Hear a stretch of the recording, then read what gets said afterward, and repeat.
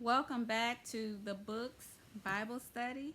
We are continuing with Genesis chapter 39. Hope you all are still going strong with this.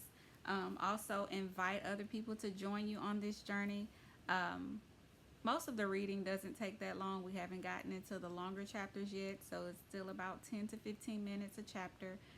We're doing this twice a day, once at 8. The video is up in case you don't make it for 8 a.m. and then also at 7 p.m. We're only doing 2 chapters a day. We want to have that time to meditate on it, to see how this reflects in our own lives, how it applies to us, the answers that we find. Hopefully, we have the opportunity to apply the answers to our lives. Also, we're learning how to pray, right? Just going through the Bible, you see where some ailments, some situations that we didn't think that it could be the reason for it. We're learning how to pray with the solution that the Bible gives us. So every situation we could ever have, it is in the Bible. There's not one situation that is not written in there. So when you find yourself in the Bible, um, look for the solution for the situation, right? It'll always be there. So Genesis chapter 39, verse 1. Now Joseph had been taken down to Egypt, and Potiphar, an officer of Pharaoh, captain of the guard, an Egyptian, bought him from the Ishmaelites who had taken him down there. Remember, his brothers sold him, right? So we just talked about Judah and his sons and what happened with him. Now we are at the point back to Joseph. So where we left off with Joseph, his brothers had sold him. So verse 2 says, "The Lord was with Joseph, and he was a successful man, and he was in the house of his master the Egyptian." Verse 3. "And his master saw that the Lord was with him, and that the Lord made all he did to prosper in his hand." So this was God's promise to prosper them. We saw all the people in the land surrounding Abraham, Isaac, and Jacob, and now Joseph. They all saw that God was with these men, right? Verse 4. "So Joseph found favor in his sight and served him. Then he made him overseer of the house, and all that he had he put under his authority." So Joseph is in control of everything that Potiphar has. Okay. Verse 5. "So it was, from the time that he had made him overseer of his house and all that he had, that the Lord blessed the Egyptian's house for Joseph's sake," right? "And the blessing of the Lord was on all that he had in the house and in the field," right? So pay attention to that. We often ask and sometimes even covet what the wicked have. Why are they prospering? Why does it seem like they can do wrong and they're still prospering? Have you thought about that maybe they have somebody righteous on their payroll, right? They have somebody righteous in their corner.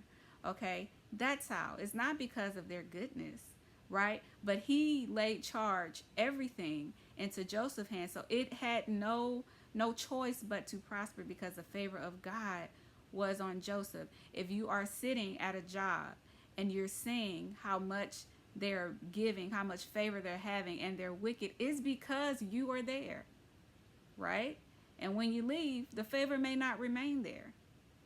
Okay, so if you're waiting for somebody to get caught or something to happen because you're around wicked people, it's because you're there. The same way with Lot. God was not going to destroy Sodom until he left, right? So think about that. Verse 6.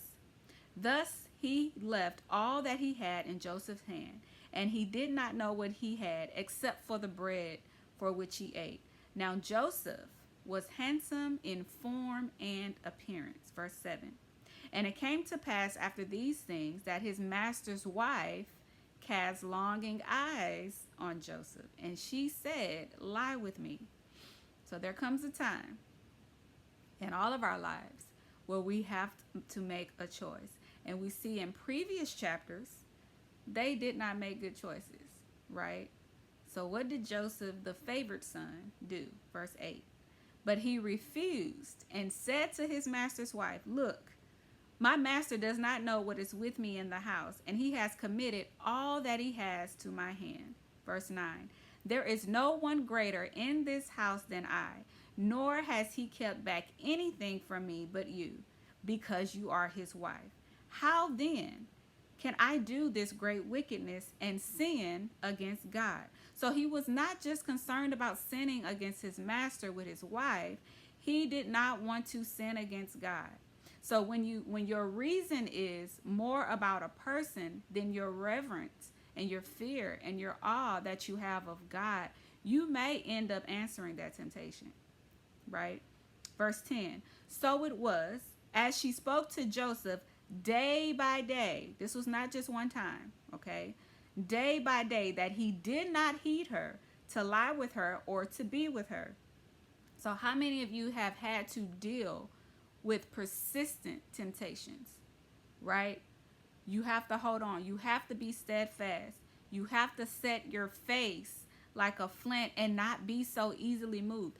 This woman was after him every day, okay? And he did not respond to her. He did not give in to her advances. Verse 11. But it happened about this time when Joseph went into the house to do his work, and none of the men of the house was inside. Take somebody with you. Always have a witness, right? Verse 12. That she caught him by his garment, saying, lie with me.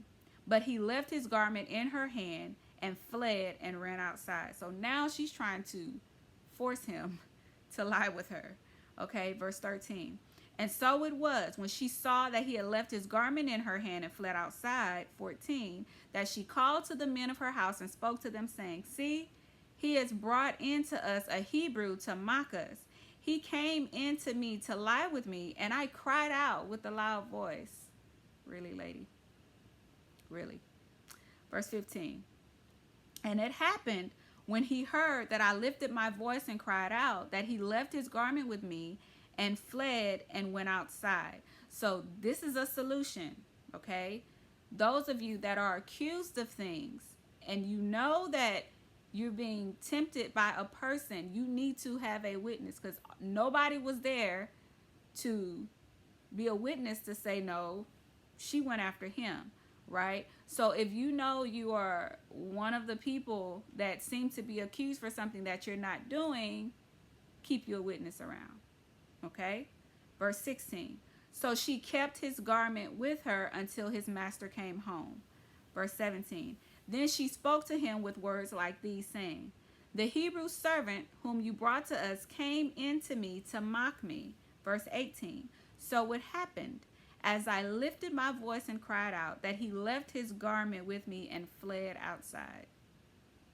Verse 19. So it was, when his master heard the words which his wife spoke to him, saying, your servant did to me after this manner, that his anger was aroused. Y'all, an accuser knows how to stir up anger. An accuser knows how to stir up whichever emotion is needed for you to believe them. Okay? Verse 20.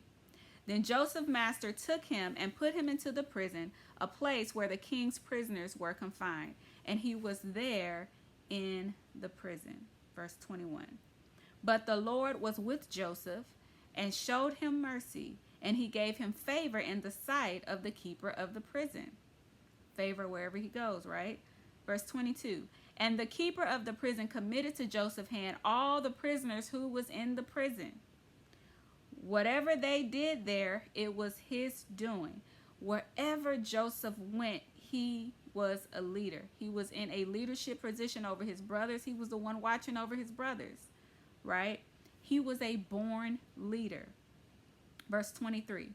The keeper of the prison did not look into anything that was under Joseph's authority, because the Lord was with him, and whatever he did, the Lord made it prosper. If this sounds like you, right? Wherever you go, whatever job you have, you're always put in a position of authority. Keep your integrity. Do not fall for the temptation. And the temptation may not be a woman. It may not be a man. It may be money. It may be influence. It may be power. Do not release your integrity for the sake of whatever it is that is tempting you, right? Because he was favored by God. That means even if you're in a bad situation, he was in prison, but he was put over the prisoners.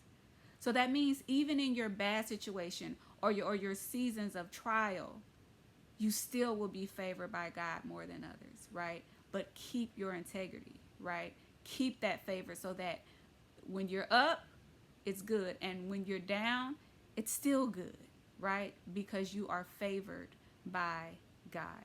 So that concludes chapter 39. We will continue with chapter 40. Hopefully, you stay with us until we complete all 66 books. God bless.